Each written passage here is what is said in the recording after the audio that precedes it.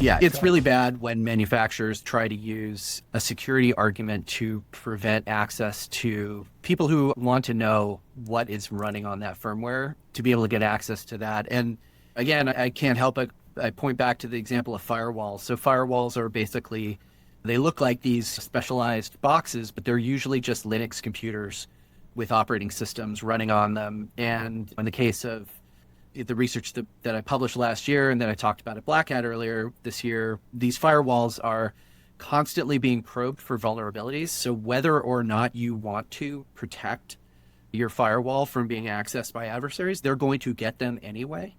And it offers no protection to keep the valid information out of the hands of customers of those products, even though they might have security teams that probe those devices.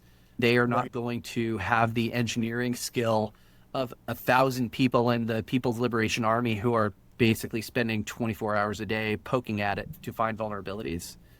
So yeah, it's very counterproductive for vendors of any product that has some kind of firmware in it to pretend that the firmware itself is some kind of security control. Hiding the fact that the firmware exists is not going to prevent adversaries from getting access to it and poking holes in it.